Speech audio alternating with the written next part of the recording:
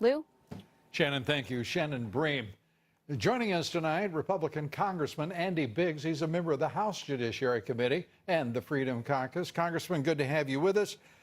Your impression of the conduct of the Dems on the Senate Judiciary Committee over 2 days? Well, I'm kind of embarrassed for them. I mean, I watched, for instance, Mr. Durbin, Senator Durbin, Senator Leahy ask questions, and quite frankly, they're fishing. And I will just tell you, Judge Kavanaugh made them look so inept and unable to even understand that they were looking inept. So not only is he far more brilliant, far more articulate, he's got an encyclopedic memory. He's gracious about embarrassing the Democrats in such a way that they don't even realize how small they are compared to him. Yeah, I think that you have expressed it exactly. When I listened to Kamala Harris and Dick Durbin, frankly, some of the Republicans, as they tried to stay up with him, it was it was very revealing, both as to their capacity and the nominees' extraordinary talent and intellect, as you say. Let's turn to where we go from here. Are we going to see this nominee be approved and be ready for the fall term on the Supreme Court? My understanding is that they're going to wrap this thing up sometime mid to late September, and that he will be confirmed and that he'll be sitting there for the October session. And that's my hope. I mean, look, this guy is really talented. He is really a brilliant a jurist, just a great man.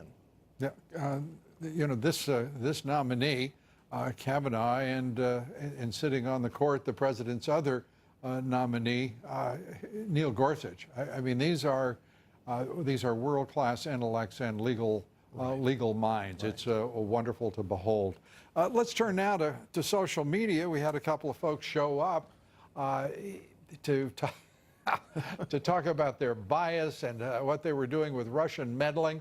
And frankly, for smart people, they seem to have a lot of trouble with the language. Well, yeah, you know, they really do, Lou. And here's the part I love about it. I mean, speaking of anonymous things that have gone on today, yeah, they're saying, well, this happened for liberals too. Well, can you name some? Well, no, we can't. We're not going to name some. The reason is because I can name people, I can name organizations right now who I know had this prejudice against them. They were censored, and I'll name them. But they won't even do that because I don't think it's there. I think their algorithms were designed to specifically root out the conservatives, and to blame it on the people who are hitting on the conservative sites was outrageous in my opinion. Are we headed toward regulation of these social media and big tech organizations? Because they're threatening to be the arbiters of what is tasteful, what is acceptable, what is appropriate, what is the standard for discourse. Well, I think the root of where we need to go is to determine who owns the content. I mean, first of all, they don't even know whether a lot of these people are bots or real people that they're trying to weed out. But beyond that, let's find out who really owns the content. Because if they own the content, then they're liable for suppression. They're liable for slander. They're liable for any of this. Well, there are two ways that signals get sent around the World Wide Web.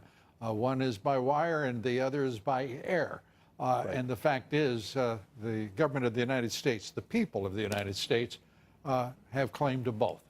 Congressman, as always, great to see you. We appreciate it. Andy Biggs. Thanks, Lou. Thank you. Up next, social media giants Twitter and Facebook answering questions.